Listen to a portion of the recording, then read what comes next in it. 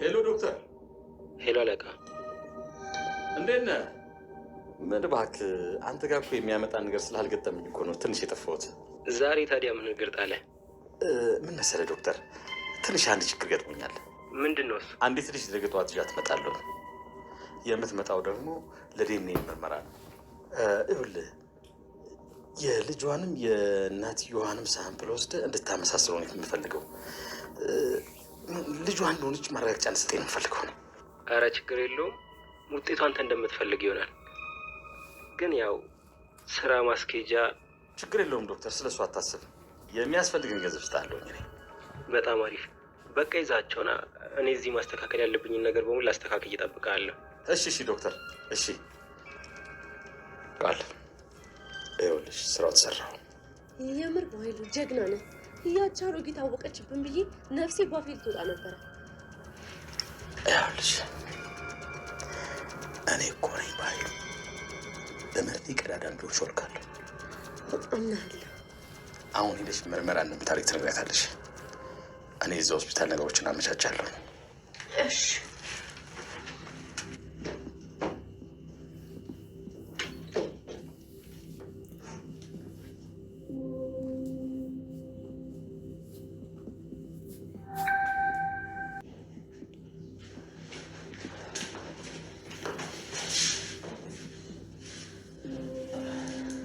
ምርመራ አይደል የፈለግሽው? እመረመራለሁ።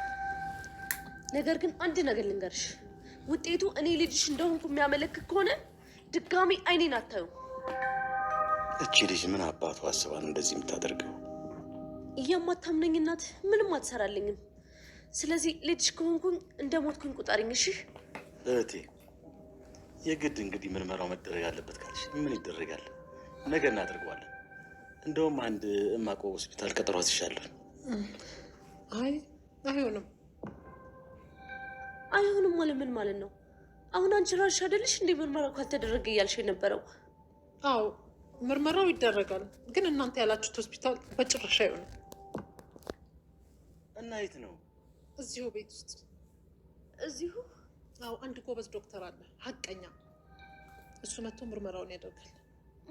ማለት ለምን? እኛ መሄድ እንችላለን አይደል እንዴ? በኃይሉ ደግሞ በጣም ጥሩ ሆስፒታል ያውቃል። እዛ መሄድ እየቻለን ለምን ዶክተሩ እዚህ ድረስ ይመጣል? ምን እያሰበች ነው? ተንኮለኛ። ለምንድን ነው ዶክተሩ እዚህ እንዲመጣ የፈለገችው? ያሰብኩትን አውቃ ያውን እንዴ? እዚህ መጥቶ ቢመረምርሽ ምንድን ነው ችግሩ? ምንም። ስለዚህ እዚሁ መጥቶ ናሙና ይወስዳል። የእናትነት ልብ ይዞኝ እንጂ በጭራሽ እኔ ሞኝ አይደለሁም። እናንተ የሆነ ነገር ልታረጉ ትችላላችሁ። ስለዚህ እኔ በማውቀው ሰው አይኔ እያየ ነው እዚሁ ማስደርገው። አይሆንም እቴ፣ እኔ እኮ ቀጠሮ አስይዣለሁ። እሺ እሱን የምን ላደርገው? ሰርዘው እሱን ቀጠሮ። ቅጣቱንም ከሆነ እኔ እቀጣለሁ። በሉ ደህና ዋሉ።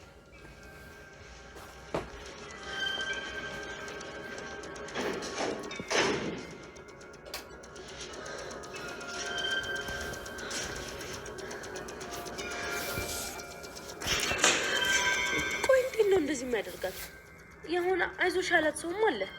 ያለ ምክንያትማ እንደዚህ አትሆንም። ምን ለማድረግ እንደፈለገች እንኳን አላውቅም። ከዚህ በፊት እንደዚህ ሆነ አታውቅም እንዴ? የማላውቃት ሰላም እኮ ሆነችብኝ። እሺ አሁን ምንድን ነው የማደርገው?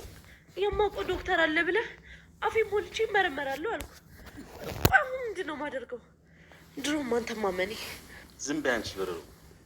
ጥቀን ነው ሳሚ ሁሉንም የተደበቀውን ጉድ ሁሉ ሳያስበው አፈረጠው።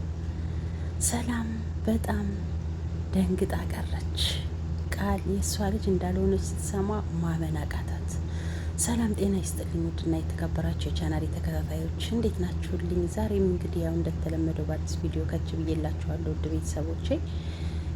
ለዚህ ቻናል አዲስ ከሆናችሁ ሰብስክራይብ እያደረጋችሁ የደወል ምልክቷን እየተጫናችሁ ወደ ቻናል ተቀላቀሉ። ሀሳብ አስተያየታችሁን ደግሞ በኮሜንት ጻፉልኝ።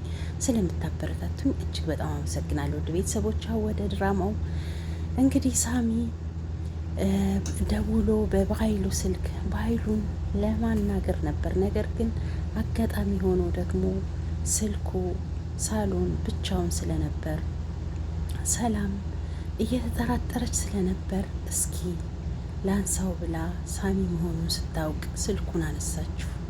እናም ድምጿን አጥፍታ ወደ ጆሮ አስጠግታ ጸጥ አለች። ሳሚ ደግሞ በኃይሉን ያገኘ መስሎት በኃይሉ ይህንን የምታደርገውን ነገር የማታቆም ከሆነ እውነት እልሃለሁ ለዛች ለሞኝ እህትህ እንደፈለክ ለምትጫወትባት ቃል የእሷ ልጅ እንዳልሆነች እነግራታለሁ ብሎ ፍርጥ ሲያረገው ሰላምም ያለችበትን እስከምትስት ድረስ ድርቅ ብላ ቀረች። በጣም ደነገጠች። መናገር ራሷ አቃታት። እናም ምን ስትለው ሳሚ ሰላም መሆኗን አውቆ ደንግጦ ስልኩን ዘጋው። እሷም ሄሎ ሄሎ ብትል ስልኩ ተዘግቷል። ነገር ግን ሳሚ እንግዲህ አንዴ ነግሬያታለሁ፣ ከዚህ በኋላ ምን ይመጣል ልንገራት ሁሉንም ብሎ ደግሞ ደውሎ ቃል የእሷ ልጅ እንዳልሆነች እና ደግሞ በኃይሉ እየተጫወተባት እንደሆነ በኃይሉ ደግሞ ቂም የያዘባት ከቤተሰቦቿ በወረሰችው ሀብት እንደሆነ አባታቸው ለእሷ ብቻ ስላወረሰ ቂም እንደያዘችበት የቤታቸውን ገመናና ሚስጥር ሁሉ በደንብ እንደሚያውቅ ስታውቅ በትክክል ጥርጣሬዋ ሁሉ ጠፍቶ እውነት እንደሆነ አረጋገጠች። እናም ልጇ ማን እንደሆነች በኃይሉ ያውቅ ከሆነ ጠየቀችው። ሳሚም በእርግጠኝነት ያውቃል፣ ምክንያቱም አንቺ ወደ አረብ ሀገር ስትሄጂ እሷን ከቤት አውጥቶ ሮሮልሻል ብሎ ነገራት። እና ልጄ ማነች እያለች እሱም ያንቺ ልጅ ማመን አትችይም ብሎ ሊነግራት ሲል በኃይሉ ድንገት ገብቶ ስልኩን ከእጇ ተቀብሎ ማን ጋር ነው የምታወሪው በስልኬ ብሎ ሲያወራ ሳሚ እየነገራት ነበር። ነገር ግን ስልኩ በኃይሉ እጅ ስለነበር ማንም ሰው እየሰማው አልነበረም። እና በኃይሉ አሁንም እንደለመደው አስተባብሎ ሊደልላትና ሊዋሻት ሞከረ። ነገር ግን ሰላም በፍጹም ልታምነው አልቻለችም። ምክንያቱም ሰላም እውነቱን አውቃለች። ሳሚ ዝም ብሎ ልጅሽ አይደለችም ብቻ ሳይሆን ያላት የቤተሰባቸውን ታሪክ በዝርዝር ነግሯታል።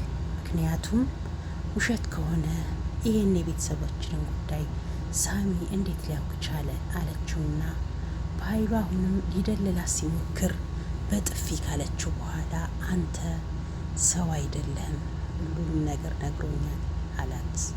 እናሱም ደግሞ ለካ አባቱን የገደለው እሱ ነው እና እሱ እንደገደለ የሰማች መስሎት ነበር።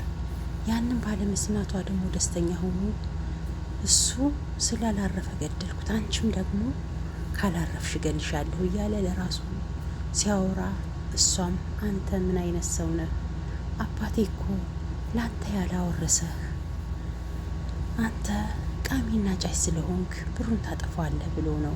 ነገር ግን ለእኔ አደራ ብሎኛል እና ደግሞ በጣም ይወድህ ነበር እያለች ስለ አባቱ ስትነግር ያልገመተውን ነገር በኃይሉ ደንግጦ ቀረ። እናም በኃይሉ አባቱን ሲገለው አባቱን የሆነ የምነግር ነገር አለኝ እያለው ነበር። ያንን አስታውሶ ለካ እንደሚወደኝ ሊነግረኝ ነበር እያለ በጸጸት ይቃጠል ጀመር። እንግዲህ እንደዚህ ነው ያለማስተዋልና ስግብግብነት የሚያስከፍለው ዋጋ እጅግ በጣም ከባድ ነው ወገኖቼ። እና በኃይሉ አሁን የተተፋ ምራቅ አይዋጥ ተመልሶ ይህንን አባቱን በስግብግብነቱ ምክንያት አጥቶታል። አባቱ ግን በሚገርም ሁኔታ ለሱ አስቦ ምንም እንኳን ለሰላም ቢያወርሳትም ነገር ግን ሰላም ለሱ እንድታካፍለው ነግሯታል። ምክንያቱም ሰላም የምትታመን ሴት ስለነበረች ነው። ይህን ሁሉ ጉድ ያላወቀው በኃይሉ ግን እሷን አጥፍቶ ሀብቱን ለመውረስ ሲል ያደረገውን ነገር እድሜ ልኩን እግር እሳት ሆኖበት ይኖራል።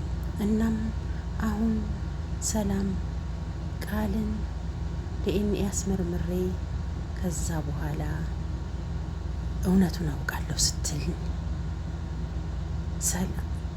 ቃልም ከቤት እወጣለሁ ብላ ልትሄድ ስትል በፍጹም አትሄጂም፣ ምክንያቱም እውነቱን አውቄ ልጄ ካልሆንሽ በማጭበርበር ትታሰሪያለሽ ብላ ጭንቅ ውስጥ ከተተቻት።